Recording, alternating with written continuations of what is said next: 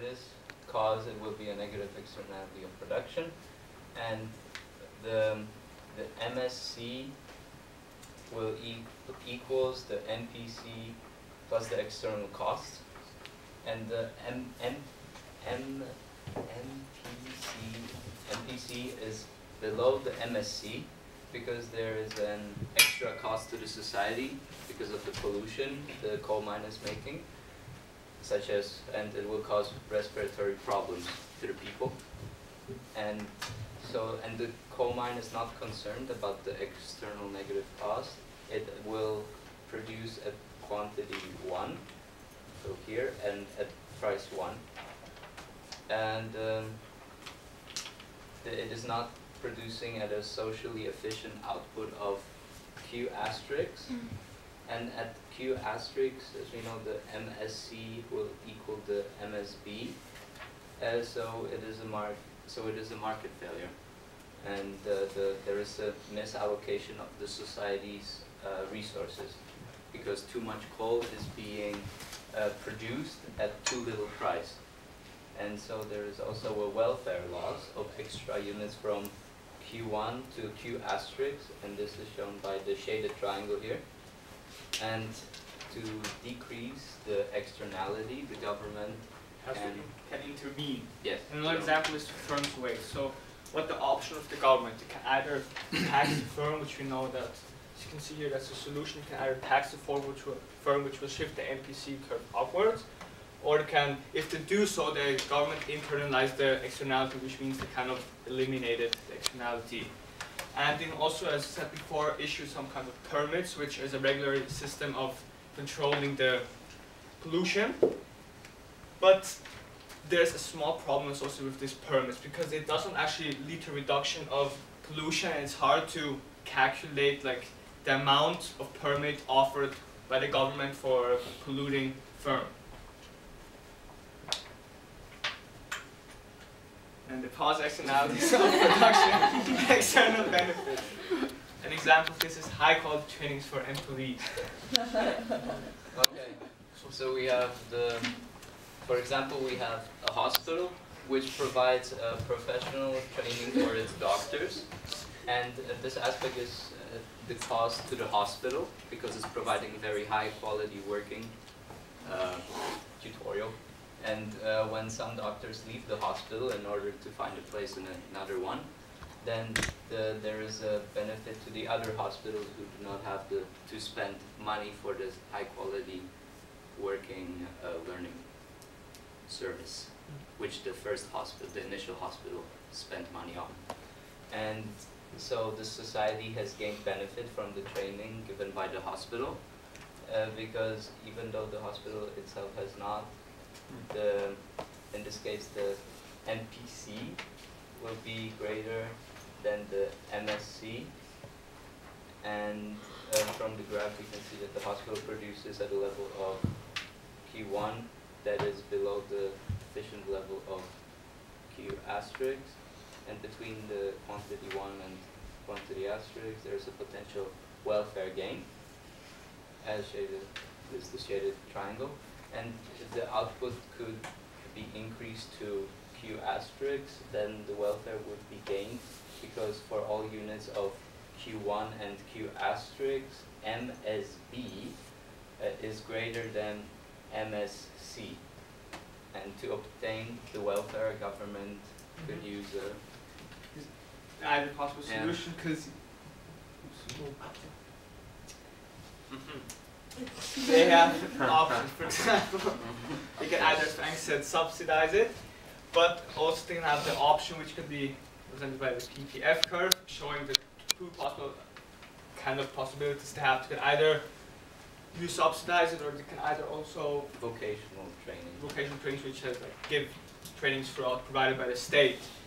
But the cost would be high, and there could be a chance that the trainers may lack of expertise, which would actually be to no benefit for society.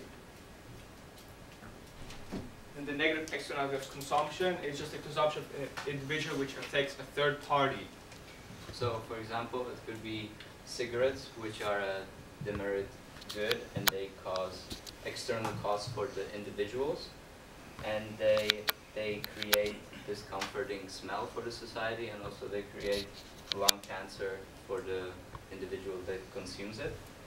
And in a free market, consumers will maximize the utility to the level where MSC will equal the MPB, and they will overconsume the cigarettes by smoking at Q1 and at the price of P1, as you can see here. And the socially efficient output is at the Q asterisk, and overconsumption of Q1 and Q asterisk, which means that the MSC is greater than the MSB, which is the welfare loss and market failure. And the government will want to reduce the negative externalities by banning or indirect taxes.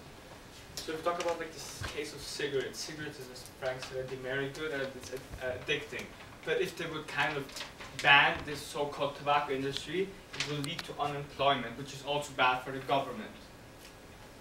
As you can see here, this is the possible solutions they can either do. They can either impose a so-called indirect tax, which will shift up the cost, as you can see here. And people will, in theory, if the price increases, they will buy less. Or they can have negative advertising, which also has an effect on it, because if the government says that smoking is bad, people will think about it once again if they really want to consume that good, and it should, in theory, shift the MSB curve more to the left. Then the positive externality of consumption is just external benefits which are gained to third parties. So an example of that is healthcare. That means when an individual consumes healthcare, it will be healthy and not infect other people in the society, which is a social benefit, and therefore this is a positive externality of consumption. And because of this, healthcare, also the workforce will be more efficient, because when it's healthier, it can work longer and more efficiently. Yeah, productivity will go up.